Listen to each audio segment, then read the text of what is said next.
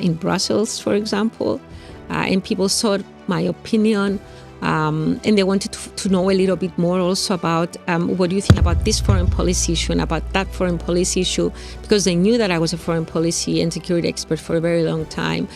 And then in Cyprus, people would talk about, what I wore, if I wore flat shoes or heels, how my hair looked, and various other things which were quite irrelevant to the actual role. So you should have zero expectations in politics.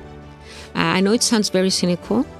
And then you need to play the game the way it's played. Mm-hmm. It's very simple.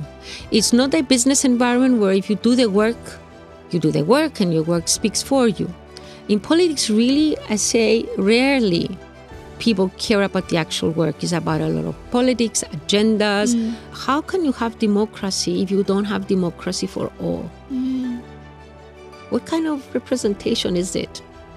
If women are not in politics, we are the last, we rank last in the European Union as far as gender is concerned. Cyprus, this is very embarrassing, especially as we lead the EU now, the EU presidency. Our parliament, I think, is the worst in the European Union in terms of female representation. And if you go across time, since 1960, when the Republic was founded, and you look at the number of female ministers we have at the Council of Ministers since 1960 till today, and I've done the research and I've got the numbers, only 10% of all ministers appointed through time since 1960 were women.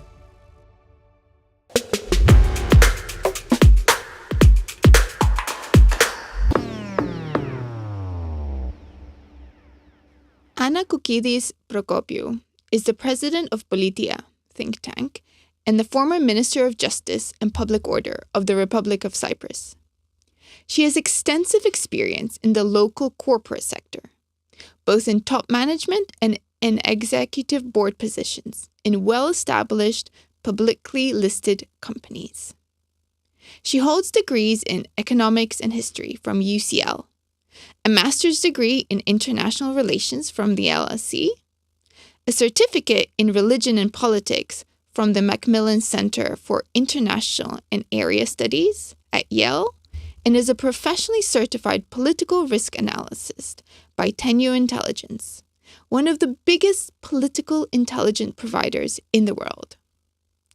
In the past, she worked as a consultant on the Turkey-Cyprus project of the Europe and Central Asia Program of International Crisis Group, an accredited Cyprus expert for the World Bank, and a member of the UN Senior Women Talent Pipeline in New York.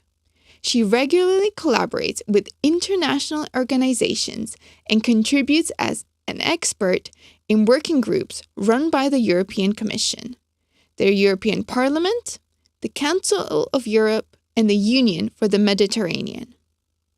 Anna is also a member of ExxonMobil's Global Women in Management team, based in Washington, D.C. Anna, welcome to the Future Makers podcast. Thank you for the invitation. I want to start off with talking about your early years. So one of my favorite philosophers says that we live life forwards, but we understand it backwards. How does that apply to your own life and how you look back to those early starts?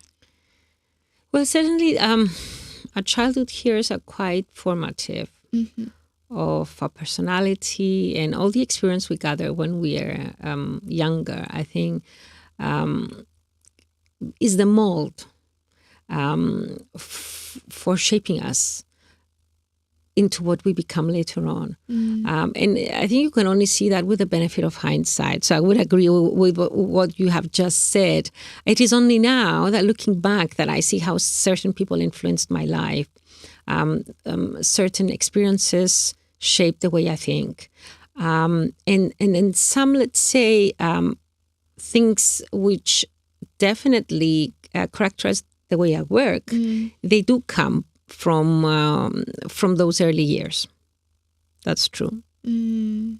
So what was the social script you were kind of being raised in? What were the people around you kind of encouraging you to do professionally or in like your life as a woman? I was the eldest of 4 children, so that gave me a role of responsibility in the family. I was also the eldest of all cousins living in Cyprus, so I was the leader of a big clan to begin with. So that gives you, I think, some. It's not very easy when you're a child and you have all those things that you need to take care of, and all those people that you're responsible for, in essence. And because this is how it worked in our family, which is a good thing when you come to think about it. And there were a lot of expectations placed on me because I was a top student. My other people in my family who were good students became doctors. So it was expected that I would become a doctor too. That's why I did all the science stuff. And then I decided I wanted to study history. So that was quite a shock. At that time, which is like 40 years ago, I'm 52 now, when I said I really love history and I want to become a historian, my parents, what can you do with it? Yeah. But then I must say, they let me get on with what I wanted to do. I also did. I read economics at the same time, so it was very, very useful combination. And I did write my own script because I went off the beaten track, one could say. In just doing what I felt was right for me from the very beginning. And again, I must say that that set a precedent because I do not have a fear of changing things when I don't like them. And that is not usual in Cyprus. It's very usual with friends that I have who live abroad. I'm a Yale fellow now, so I'm part of a cohort of very exceptional people who lived many lives. And I find many similarities with them because they wear many hats, they live different lives, they travel extensively, and they're not scared to say, this thing I don't like anymore. I need to move on and I'll do something different, and that's okay, it's acceptable. In Cyprus, this is not so acceptable to make changes. What was it about history that kind of drew you in? Was it history as a subject? Was there a specific area of history that you felt like you wanted to explore more? Well, I grew up in a house full of books. My godmother worked for a bookshop, so she kept bringing me books as gifts. And it was through books that I started to love all the myths, the mythology, the history. But now, analyzing it a bit more, I would say I have this. As a person, I need always a theoretical anchor to explain things. I like to have the theory before I get the experience. I really need to decipher and place things in a framework. And I think this is what history gives you. It gives you an anchor to begin with, and then it gives you a compass to understand what is happening now is very relevant to what happened in the past. And these analogies, I find them very useful in my work as an analyst. Personally, I think that you cannot be a political analyst unless you understand history. And you have international relations experts today. It was fashionable at some point. They knew a lot of international relations theory and international law and international political economy. And they had all these fancy models and they knew nothing about history. If you have someone like that who doesn't know about history, they have no context. There can be no content in the models unless they understand what happened in the past, so they have analogies. So I believe a lot in the power of understanding the past, so you can move forward towards the future. And that is, it's relevant for us as human beings as well. You have to be able to look back in your life, even with the benefit of hindsight, and say, okay, that was wrong, and maybe I shouldn't be doing it again. Or this is wrong, and this is what I learned from it. I always had like a quote on above my desk at work, which said, when you lose, don't lose the lesson. So I think that's quite important. That is. So you choose to study in London. You arrive in London. You begin studying with history, economics. Then you go into international relations. What was it like coming out of Little Cyprus and into London, and experiencing that shift? I never fell out of place in London. My uncle, my mother's brother, had married someone who was a British lady. My cousins, we were very close with my cousins growing up, so I visited London quite often. So it was quite natural for me to be in London, and London was the place to be. It was tough. It was tough being at university, undergraduate and postgraduate, and having to learn the hard way that there is no forgiveness. There was no forgiveness. You had to go and you had to deliver, and there were no excuses to be made, and you were basically on your own. And I must say that those years were formative for me in the way I think, the way I write, the toughness I had to experience. There were no second chances. If you failed a class, you failed a class, and you had to go back in next June. No September makeup exams, where at least I studied. For my master's degree, I had to give in my dissertation in June before we even started exams, and that was very different from what everybody else had to experience. But I like excellence. I strive for excellence. I think it's for me, it's a value which is close to my heart. And hadn't I been through the British education system, and then, having to go through the process to become a Yale Fellow recently, I value those experiences as something which have shaped me into who I am today. So you didn't become a historian coming out of university. What was the first role you took? I taught history for some years. And then I was approached by the late Alekos Michailidis, who had just come out from the Ministry of Foreign Affairs. And he was to set up a think tank for the Democratic Rally Party, which was called then the Institute for Euro-Democracy. That was back in 2000, 3 years after I'd come back from the UK. And they wanted to set up this think tank. The late Tassos Mitsopoulos was supposed to run it, and then he stayed. He had a party role, so he stayed over at DC. And I was someone recommended me, a friend of a friend, and he called me, and I went through the interview process, and we set it up. So it was very interesting for me because I set up a think tank from scratch. It was affiliated with a party, but Michailidis was very open-minded. I learned a lot from him. He was a very tough boss. He always went for excellence. There were no you couldn't cut corners with him. And I learned a lot. And I learned that, whatever you put your name, be very careful what's associated with your name because it reflects who you are. So no cutting corners. And then after that, I was headhunted for a corporate position.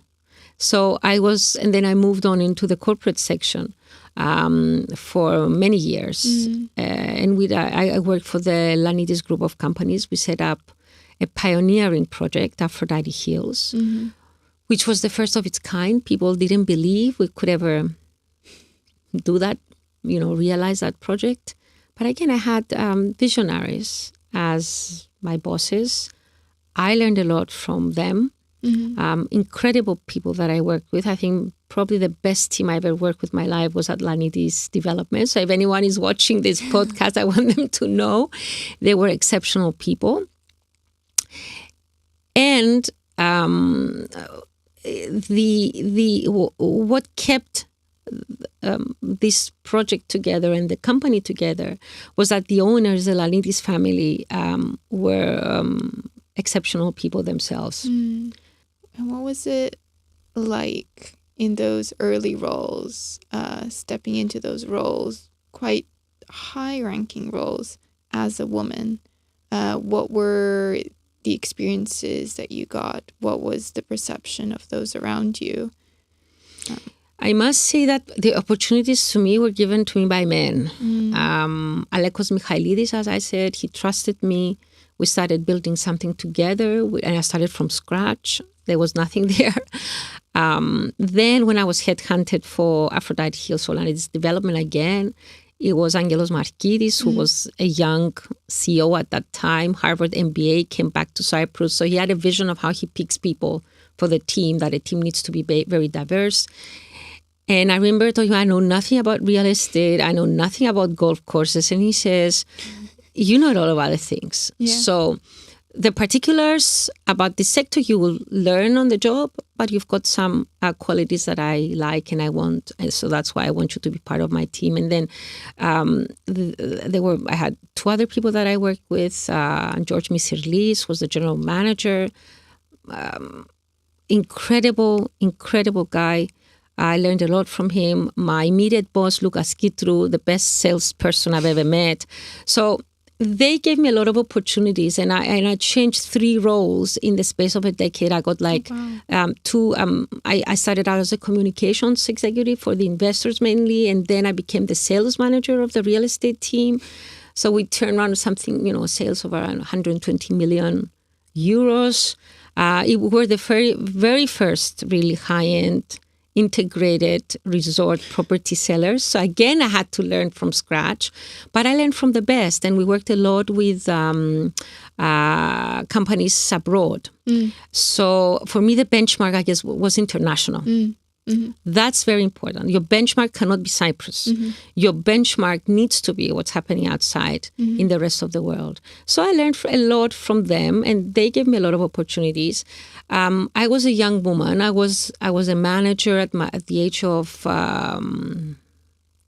27, 20-something, yeah. And I left from the company. I started out as number 13, I think, and I left when we had 500 employees. And I was by then the operations manager. So at that point, I didn't really realize the structural bias for women. I was maybe too young and too naive, and I worked too hard. But then I realized that there were certain, let's say, brackets within which you were placed because of your age and maybe because of your gender. And when I started being involved in the women's movement, I would say in Cyprus, I became more, I started noticing things, and I started not liking what I saw. And then I realized that in many cases, I was the only woman in the room. And I said, why is that? And this is something that has to change. And especially, I think, the most sexist attacks I had when I was a Minister of Justice and Public Order. I have worked in security for many, many years. I ticked most of the boxes of all the portfolios I had at that ministry. But then people would pick out the one they thought they didn't know. So they would just focus on that. And they were but the similar questions are not asked of the men who get similar positions. So I became Minister of Justice and Public Order, and people didn't say, okay, we haven't had a security expert in this position for many years in this ministry. They said, she's not a lawyer. The current Minister of Justice is not a lawyer, but I've never heard anyone question it. He's not a lawyer. So because there were a lot of stereotypes associated with security, and most people didn't really understand the inclusive security doctrine, which is now the most prevalent security doctrine discussed and relevant to the current discourse in domestic and international affairs. I felt very at home when I was discussing security issues with my colleagues in Brussels, for example, and people sought my opinion And they wanted to know a little bit more also about what do you think about this foreign policy issue and about that foreign policy issue, because they knew that I was a foreign policy and security expert for a very long time. And then in Cyprus, people would talk about, what I wore, if I wore flat shoes or heels, how my hair looked, and various other things which were quite irrelevant to the actual role. Because I think criticism should exist, of course, in a democratic system, and any public official should take it into account. And there should be feedback coming from the public, and that is perfectly acceptable. And it's part of the democratic process. But there were kind of vitriolic attacks and irrelevant things being discussed. And that distracted from the actual discussion that we needed to have at the time about the problems that the Ministry of Justice and Public Order was facing for many, many years. But what gives me some satisfaction now is I see that a lot of the things that I initiated in that year that I was there are now being implemented. So there must have been something good in those proposals and the processes that we had started back then. Yeah. What is very discouraging is to hear how much they were trying to erase your voice. They were focusing on details that had nothing to do with the thing that actually they should have been listening to, is that your words, what your actions, rather than looking at all the other things that, just had nothing to do with your role as a whole. Yeah, I can give you, 101 examples of that. There were headlines of things I never said.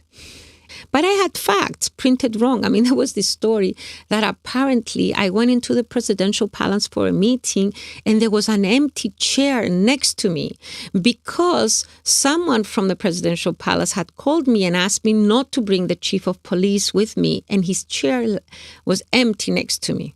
And this was a meeting of 20 people and there was no empty chair. No empty chair. Okay, 20 witnesses. The chief of police was never meant to come to that meeting. We had a previous meeting where a lot of the stakeholders were involved. And this was like a secondary meeting just to sort of wrap things up. Yeah. So it was me and a person from the ministry who was handling those issues. So this story was running. And I contacted personally the journalist who wrote this. And I said, this is an upfront lie. There was no empty chair. The guy wasn't supposed to come with me. Nobody called me from the presidential palace to intervene. And there was no empty chair. You need to correct this. And he never did. And then I contacted the editor because I thought, this is, what kind of thing is this? You're printing something which is wrong. And I contacted the editor and then he didn't do anything about it. So can you imagine this story, this crazy story about the empty chair, no empty chair, witnesses there, and it's printed. So I'm just giving you a very, let's say, simple example of the things that I had to face. But people will say this is part of the job description, having to deal with the press and having to deal with criticism and having to deal with these online trolls. It's part of the game and you need to learn to play the game. Now I think being a little bit wiser, I would say that I would have zero expectations from anyone in seeing things the way I see them. Because probably, and this is as self-criticism, we judge people's motives and we judge people's intentions and people's abilities based on our own. So you should have zero expectations in politics. I know it sounds very cynical. And then you need to play the game the way it's played. It's very simple. It's not a business environment where if you do the work, you do the work and your work speaks for you. In politics, really, I say rarely people care about the actual work. It's about a lot of politics, agendas, all kinds of hidden, stories that the public never gets to hear about and never gets to see. It has to do a lot with networking. And if you want to survive, you need to navigate this environment. And it's not about the work or just about the work. It's about a lot of other things. And in my mind, this is a problem when you're a rookie in such positions of power, and you have this maybe naive impression that your work will speak for you. This doesn't apply. What was your story of actually gaining that seat at the table? How did you become the Minister of Justice? Well, I had been approached from people around the president in previous days, leading up to the time he got to choose his cabinet. And I was very generally asked about what kind of positions was I interested, was I available, would I be interested in any kind of position? So there was very general talk. Mm-hmm. So I didn't take it very seriously because I know the president very well for many, many years. We're on first name terms, have each other's phone numbers. We were always in regular contact. I considered him a friend. So I assumed that, if he really meant business, he would have called me himself. Mm-hmm. But this is what happened at the end of the day. So, and then he explained the rationale. Mm-hmm. Why he wanted me to be Minister of Justice and Public Order. And he convinced me that it was a challenge worth taking. Mm-hmm. If you look at what the Ministry of Justice portfolio entails, security, he knew that I was working for the last, 10, 12 years on security and foreign policy. So he knew I knew that, what I wanted to do. Gender-based violence, trafficking, issues dealt by the Ministry of Justice, I knew them very well. Human rights issues, mm-hmm. again, I knew them very well. International law, sanctions, treaties, I knew them very well. The only thing I wasn't very much familiar with was the judicial process. Mm-hmm. But I had been dealing, when I was, for the decade I was working with Lanides, I was dealing with lawyers. I was dealing with all the legal issues. So I knew quite a lot about the lawyers mm-hmm. and how they work. And I knew a lot of lawyers myself. But that was the only part which I didn't have specific knowledge about the judicial reform process. So I thought, okay, I tick most of the boxes, and this is only a woman will do. I don't think any man sits down and thinks, do I tick the boxes? And I said, okay, if it's the only thing that I am not really familiar with, I will learn. And at the Ministry of Justice, I must tell you that I changed totally opinion about civil servants because I had an exceptional team. Very good people, very knowledgeable people, very hardworking people.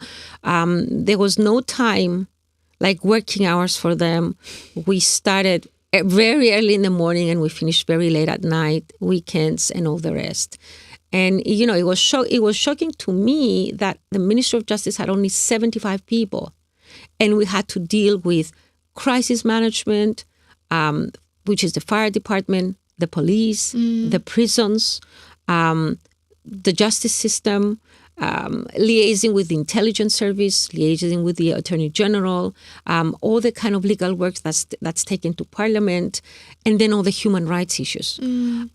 So very few people to get the job done. Now I know they've hired a few more. We also had the EU presidency to deal with, which again I was very familiar with, and I had again brought good people on board to deal with that. But I was very happy there, and I feel proud of the things we achieved to do in the space of a year. We managed to 70% of the tasks we were set by the president for the 5-year period. We already done them or had, started, we had started working on them. They were in process by the end of a year. And we had added many more things on the agenda because we could. There was a momentum there, and we took advantage of that. And I'm glad that we managed to build an additional. We managed to reconstruct the actual prison building. I became minister in March, and by May we had a plan of how to renovate and add building. And they told me nobody will do that. This is like the civil service; it moves very slowly. But I had very good counterparts with the Minister of Finance and the Minister of Communications and Works. So both Alexis Vafiadis and Makis Keravnos. Makis needed a little bit more convincing about the money needed. But by May, we had a plan. In June, I got those two other ministers on board and I presented it to the president. And the president said, okay, go ahead. Mm-hmm. So that is completed now. And, it's just provided some breathing space. Now, also with the National Archives, being a historian myself, when I saw the state that the National Archives, which were under my jurisdiction, were found in, I was like, this is despicable. This is a disgrace for the Republic. We have to do something about it. And then the suggestion on our part was, let's move the National Archives into the Deputy Ministry of Culture. So they become something which is compatible with the National Library that is being built. Maybe they can be housed together. They will be open to researchers properly. They will be treated as a national treasure and not some files, hidden here and there in different warehouses all over Nicosia. And that went through now. I'm so happy that this has been done. And I know Lina Kassianidou, the Deputy Minister of Culture, she embraced the idea. And then the permanent secretaries of our ministries did a lot of work, and now it's part of that. Also, trafficking. I'm just giving you some examples now. Trafficking from the very beginning, I said, it has to be under the Ministry of Justice. It was at that point at the Ministry of the Interior.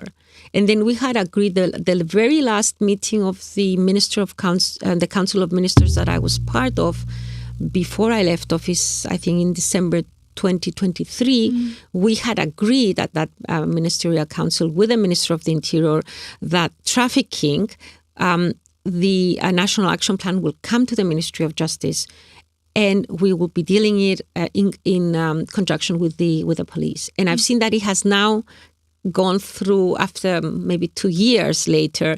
But still, I'm happy this is there. So in politics, you start something and then someone takes over. Then these people may like the idea or may not like the idea, may put energy into this, may not put energy into this, and you have no control. But I'm happy that these things are now in place. What I would really have liked to see, and I was very upset last summer when we had those terrible fires in Limassol, is that the scheme we had started with volunteers, fire watchers, was never embraced. Where I had personally gone to different villages in those parts that got burned in Limassol, and we had gathered so many names. Volunteers want to be fire watchers for the village, community fire watchers, and then they didn't go on with that scheme. And I was wondering if those people were on board. It's like the neighborhood watch scheme, but it was a neighborhood watch scheme for fires in particular villages. If those people had been organized and they had been on board, they would have known who to contact when a fire broke out.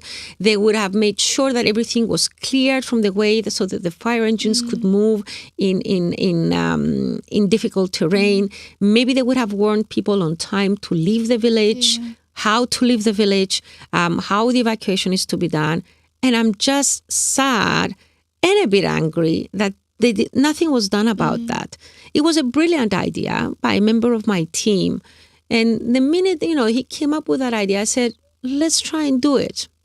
So, but this is politics. You start something, gets completed, something never gets completed and is abandoned. So, and, the other thing which is very important is that still we haven't upgraded the 112 emergency call. It was something the police had been working since I was minister. We had money in the budget for an state-of-the-art call center. I don't know if they went through with it. I know now that the It's the Minister of the Interior, which is actually responsible for that. It was decided when I was minister that they would take over. And it's a shame that nothing has been done. I've heard there's some complications with the process. But now, I mean, think about it. You call 112 and there is no centralized response. The system puts you through to whoever is nearer to your location. And the person who supposedly is picking up the phone doesn't know if it's a 112 call. It's someone at a police station who happens to pick up, and this person may not be there, may be busy with something else, and so on and so forth. So it's something that really needs to be done because this is security again. Yeah. This is security. This is human security we're talking about, community security, economic security, environmental security. Exactly. There are many facets of security that we do not think about them in Cyprus. We don't even have a security doctrine. And it was something that I had started to work on very passionately, how external and internal security interact and interlap at this time and age. And we don't even have that now. I don't know if anyone has done any additional work. I doubt it.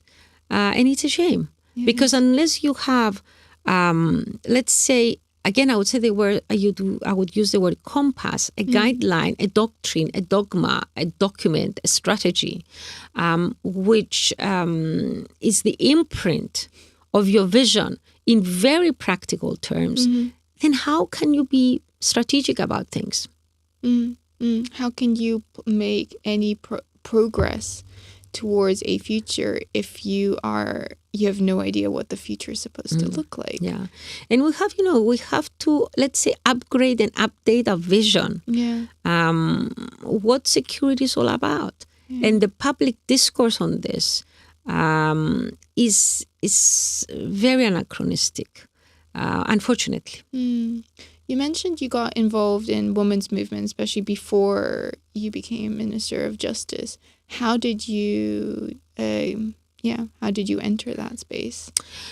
Well, I mean, I was invited to participate in the founding of a branch of the Women of Europe Association in Cyprus by Sula Zavou. Sula said, I didn't know her very well, but she said, we're starting this new women's organization. Are you interested? I knew some other women had tried before Sula to create this branch in Cyprus, and they hadn't worked because there was a lot of politics involved, party politics, and so on, and didn't happen. But then Sula managed to get a good team of women on board, and that was back in 2000. And I became a founding member of that organization. That organization is still around, doing very good things that I am proud of. At some point, I became the president. I served 3 terms. Then I said, okay, it's enough. You need to make space for more people to contribute and to set their own vision. I represented Cyprus at the European Women's Lobby at some point. And I've worked as a gender expert, as an advisor at many different projects. I work with the OSCE in Central Asia, for example. I advised the European Union on women's entrepreneurship. It's just too many things to remember now. But I always had like 2 strands. When I left the corporate sector, I went back to academia, just to complete the picture. And then I started working on foreign policy and security, which I had worked in my previous academic life as a student. And at the same time, I was doing a lot of gender work. And this is how the two became intertwined, because when you're talking about inclusive security, you're talking about the gender security as well, the gender aspect. So in Cyprus, for example, we have no women really engaged in the negotiation process for the Cyprus problem.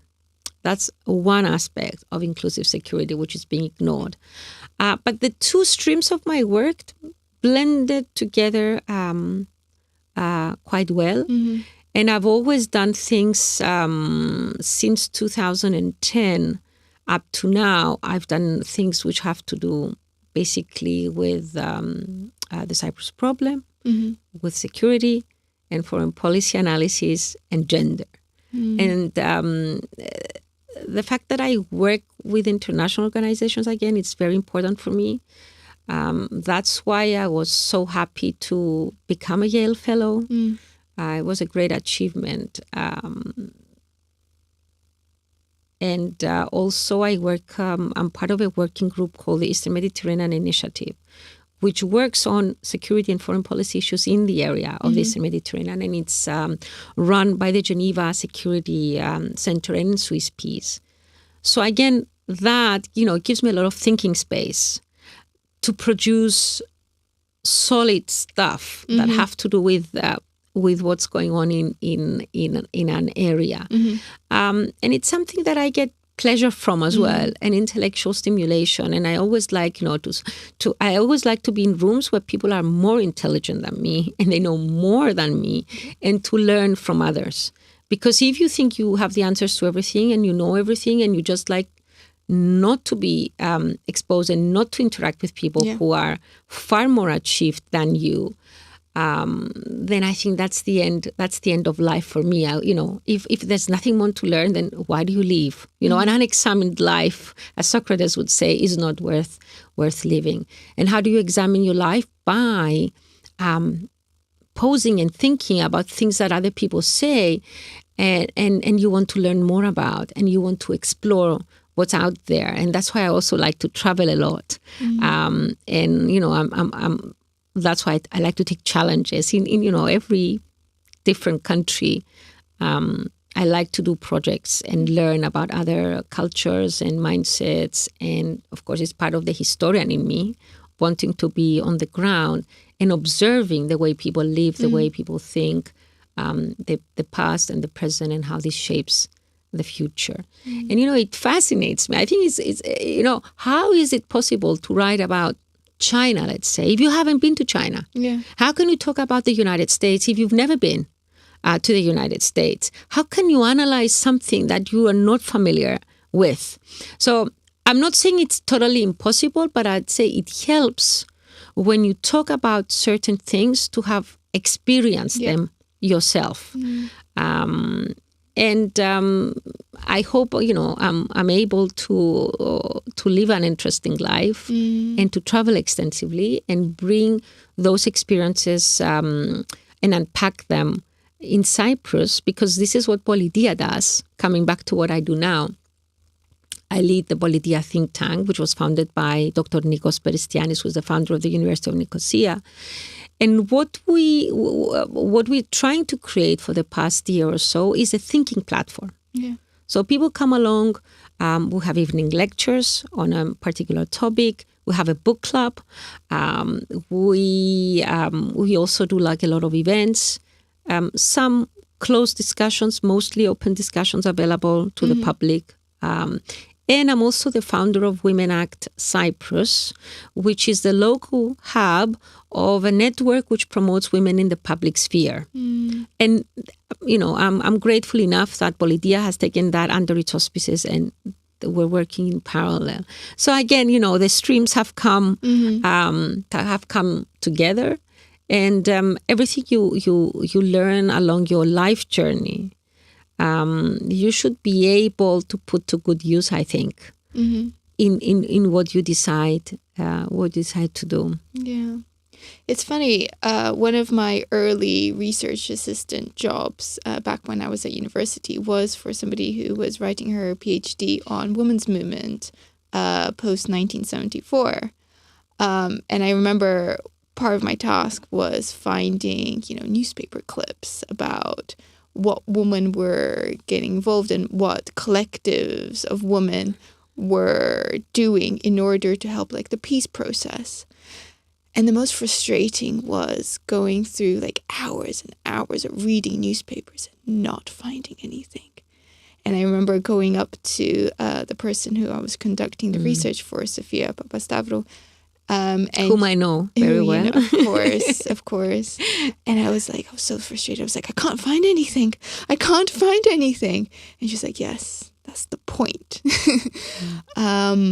Why is it important for women to be involved in the decision making of peace processes, or as you've mentioned, the Cyprus talks, what are we leaving behind if we do not put women in these positions, in these leadership and decision-making positions?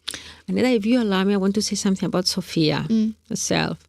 Sophia comes from the family of Papastavros Papagathangelos, who was like the priest who was part of the yoga movement, like like a sacred figure in the national fight in Cyprus.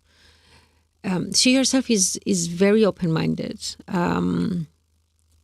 Despite, this heritage she carries with her. And when I first started delving into this question of Security Council Resolution implementation of 1325 and how women should be involved in the peace process, there wasn't much to learn from. And that's how I bumped into Sophia. So she took my hand. She's a woman's woman. She took my hand and she says, okay, let me tell you what I know. And then at some point we started working together at SEED, the Center for Sustainable Peace and Democratic Development. I recommended Sophia. I said, if we need to have someone on board, she's the one. I bumped into her on a plane like 2 days ago. I hadn't seen her for a long time. I was so happy to see her. But, we have to commend women like Sophia because Sophia is an international expert. She's working on the National Action Plan for 1325 for Canada. And I don't think we make good use of international experts of Cypriot descent who happen to live in Cyprus because we are a bit, let's say, exclusive in the way we don't want people to move our cheese, No one's stepping on our toes. No one's saying things we don't really like. But she's done amazing work, along with your help, I understand now, which is a good, it's very pleasant to find out about. So starting from that, my starting point was my personal, and I want to share this. Why would a substantial number of women vote no, Greek Cypriot women vote no in the 2004 Annan referendum? Because the literature says that in this kind of environments, in peace movements where there are peace agreements to be made, the women are at the vanguard, pushing for peace. So why was this anomaly? It really struck me. And then we started doing some focus groups. And Sophia was running these focus groups at the time, and we were both running them together. And we started collecting the perceptions of women and the fear. They didn't know much about the political process. They were not informed. They were not involved. And the other thing that I started working on at that point, and it's something that I carry heavily with me as a burden that needs more to be done, is that I discovered going through the different records and the numbers and everything involved that something between 0.5% to 1% of the Greek Cypriot population of women back in 1974 was raped by the Turkish army. If we take these numbers and we make the analogy with Ukraine at this point, it would have been millions of women. I think it's something like 10 or 15 million women. So how can we have never dealt with this? Why are we not talking about this? Why didn't the government ever do enough about this? And it's not about, transitional justice. It's about vindicating and giving dignity to these survivors. I will not use the word victims. We haven't done enough. So in my mind, it was like, no wonder that women are scared.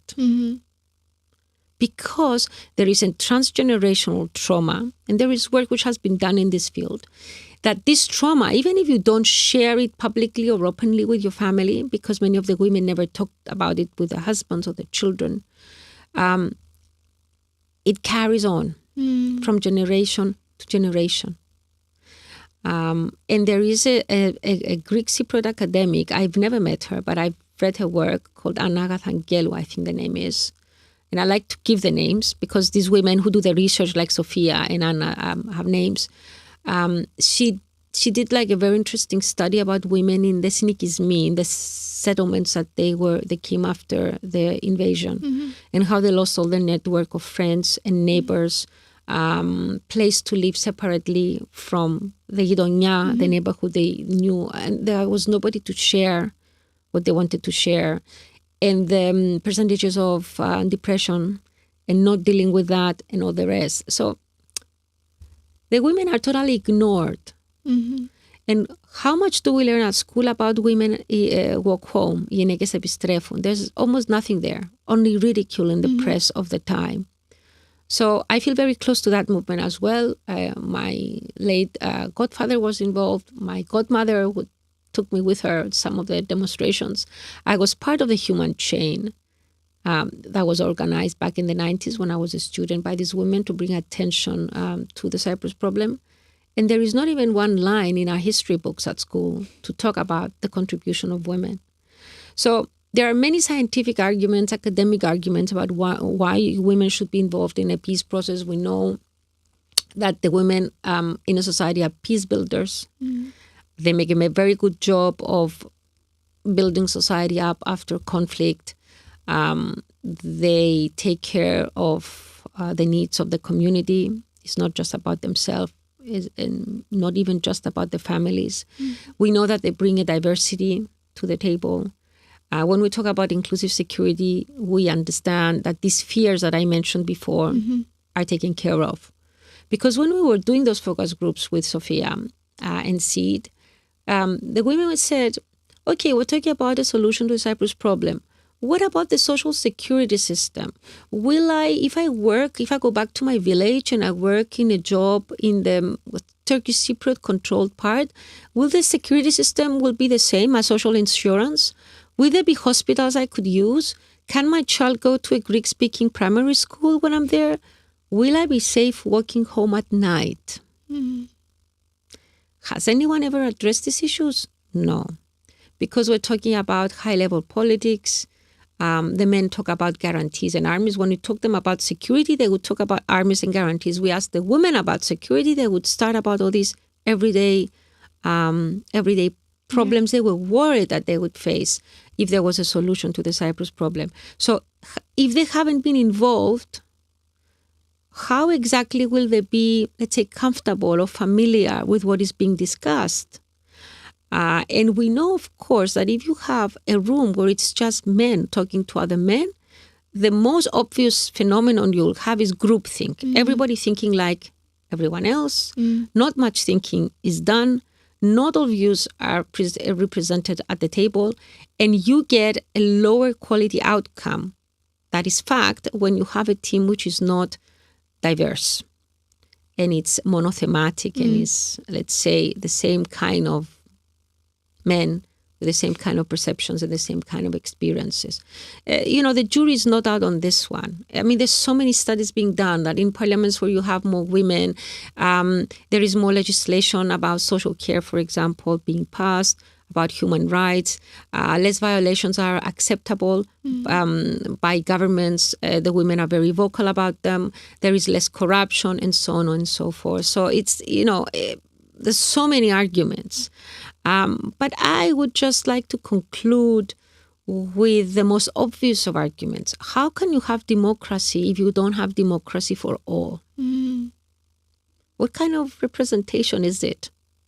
If women are not in politics, we are the last, we rank last in the European Union as far as gender is concerned. Cyprus, this is very embarrassing, especially as we lead the EU now, the EU presidency. Our parliament, I think, is the worst in the European Union in terms of female representation.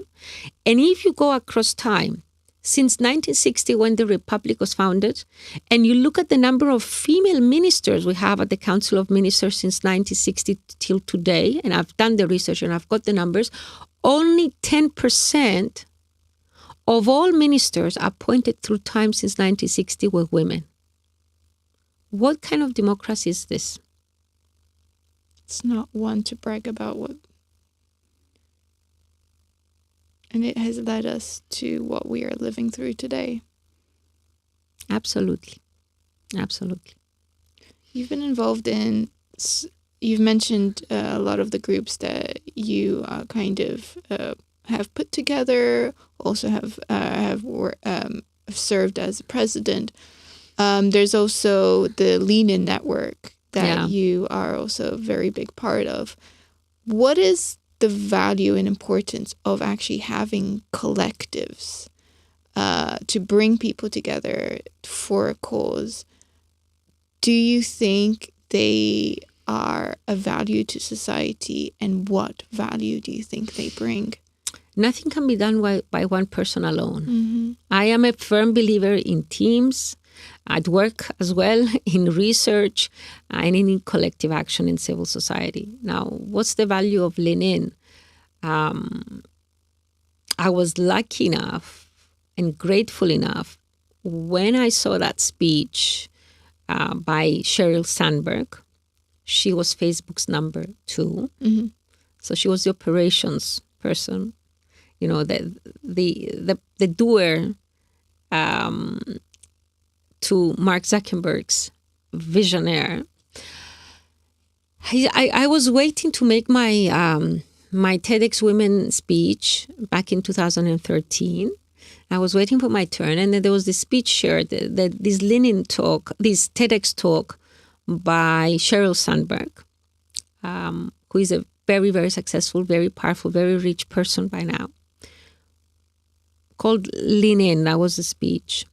And she said, why do we have so few women leaders? Mm-hmm. And she was sharing her story, which is too long to share now. But out of that Lean-In speech at TED Talk came the book. And she founded the Lean-In Foundation. And she put her money where her mouth is, because she's funding that foundation with personal money and many other endorsements now. Is very, very powerful. And I out of curiosity, I went on the website to see what this person was about, what this thing was about. And then I saw that she was propagating the power of Lean-In circles, which are women supporting women, peer-to-peer learning through the power of the group. And there is resources there that you could use. And again, there is, how you create the teams, the kind of diversity which is required, but also the teams need to be value aligned. I believe a lot in diversity of teams, but the teams need to be value aligned. Mm-hmm. If you have one rotten apple, it destroys the whole lot. So I'm very strict on that. And then I talked about this idea with 2 other brilliant pioneers, my dear friends Paul Kolonis, who now lives in Greece, and Mahi Solomou, who is involved in so many other initiatives now. She's a menopause champion. I'm very proud of them both. And I said, I have this idea. And immediately, they took up the idea and they said, okay, let's do it together. And I remember we had a meeting, and then Paul says, you go out and you register yourself as a Lean-In facilitator. The moment you leave this room, you do it, and we'll do it together. So I couldn't have done it on my own. We started out as 3 co-facilitators of the first circle. And the first circle led to a second circle, and then a third circle with KPMG. Mm. And I need to mention Katya and Maria, who were partners at KPMG, and they embraced this idea. And now there's a 4th circle, which is Lean-In graduates that Mahi is running with younger women. And we've been running strong for the last 10 years, since 2015, the last 10 years. We meet monthly. Mm-hmm. And in these monthly meetings of these circles, there is a topic that has been chosen by the facilitator. I no longer facilitate, but I participate. So the facilitator chooses a topic which is very relevant to the challenges we women face in our daily lives, and then we talk about it. But we also talk about our leaning moments. So what have we done in the previous month? Each of us getting out of our comfort zone. And it's amazing to see the transformation of people in the space of a decade, of, taking that leap of faith, moving out of their comfort zone into their growth zone, feeling that other women have their back. And I think this is what is very important that comes out of the circles, that we women can and will support women. And this myth of women not liking women, not supporting women, well, yes, there are some very bad women out there. There's some very bad men out there. So it has to be, who the person is at the end of the day. And we don't have many networks vouching for women. So we have to create our own networks. And the Leaning Circle is a network, very valuable network, but at the same time is a support network. We have each other's back. And I'm very proud of what we have achieved as individuals and as teams through this Leaning movement. And, this is really an open call. Anyone who wants to be part of that, I'm sure the facilitators who have taken the circles now and they've turned it into a network and they're part of the international Leaning network, would be happy to talk to them. And I like to initiate things. I like to create things. I'm the founder of many teams and many initiatives and many groups. But I always believe that at some point you need to let go. And you need to give people space to grow without you there. And you need to understand when full circle comes and you need to leave. So I'm a believer in initiating, creating, but then moving on. So others can move. You create the space for other people to move on with you.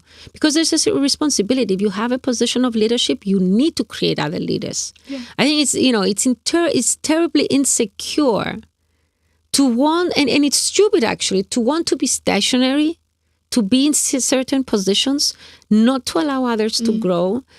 It's bad for you. Yeah, exactly. And I'm happy that things that I've created in the past, of course, always with other people, because it's never one. It's not one person doing much, cannot do much. I see this flourishing, and it's a contribution to society. And I must say that I no longer do things that I don't feel aligned with. And I've kept, at this stage in my life, I've kept only the things I really want to do and I really believe in, and I really feel that they added value to society. And also in business. I mean, I am involved in some business initiatives and I do have extensive corporate experience. And I do like to flex those business muscles if I feel, the idea is worth exploring. And it's been an interesting journey, and but I think, the question at the end of the day is, how can I be of service to Cyprus and generally to the world I live in. And by doing that, I believe we all become better people and more knowledgeable people and more experienced people as life goes on. Yeah. What are the values that you live by? Okay, well,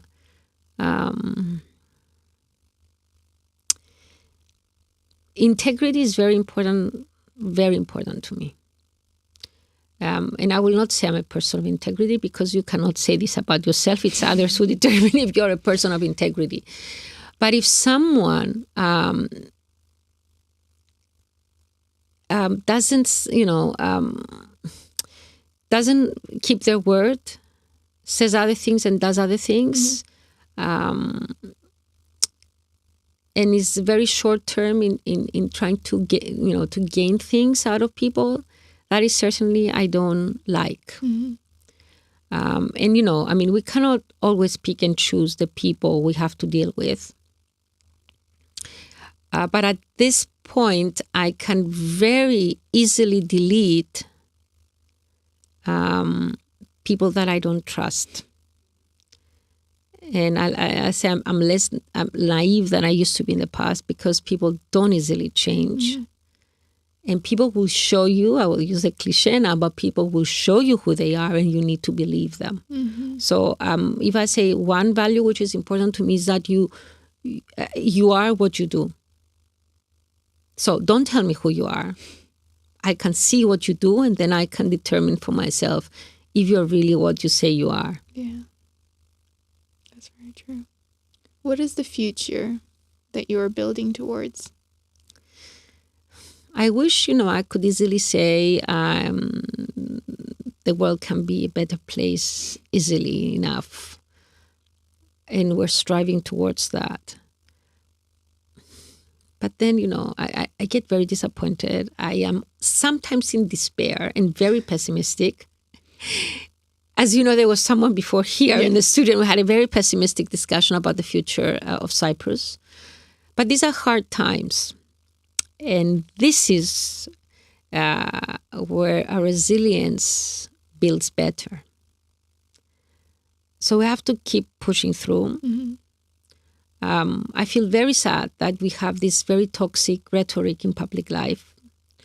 I feel very sad that I see people who are worthy candidates not standing a chance in elections, but some who have idiotic behaviors and are completely unknowledgeable or awful in the way they treat other human beings, probably will get elected.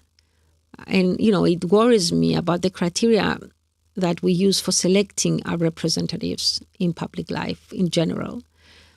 And it saddens me that I see that the younger generation is totally disillusioned, and we are responsible because we've built this country the way it is for them. Mm-hmm. And there are no excuses because we're all part of this. I hear this anti-systemic jab. I mean, what is that? How can you be anti-systemic? You're part of the system. Yeah. We are the system. We are all responsible. So if we're responsible for making this mess, we must be responsible for fixing it. And each one of us, in our everyday lives, we can do something. Maybe by voting consciously about better candidates. I say vote for more women. They are the better candidates in many cases. By being more conscious about the environment and about climate change. By being more kind and having good manners. I believe in good manners. Mm-hmm. By having a sense of decorum, if we have positions of power, I'm a firm believer in decorum, because we need to keep standards and benchmarks.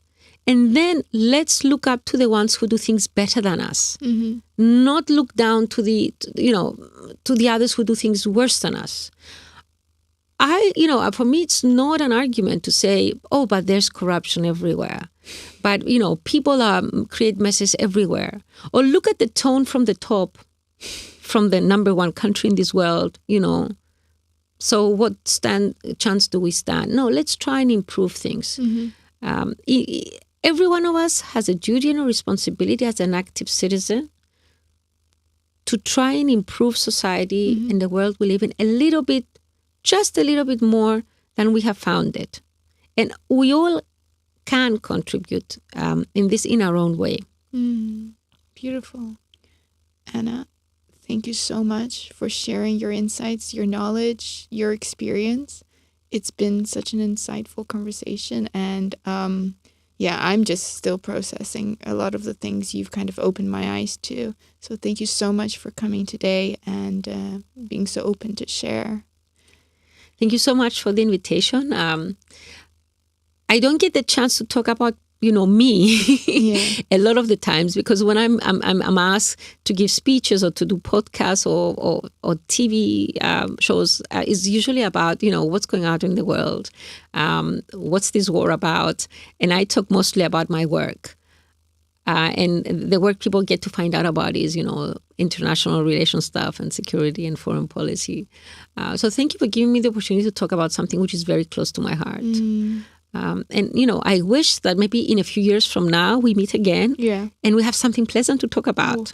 I hope so. I will keep my fingers, toes, everything crossed that when we come back, it's just going to be celebrating what the next few years are going to, present us with. I'll keep my fingers crossed. I won't. I'll try to be hopeful. So thank you so much. And thank you.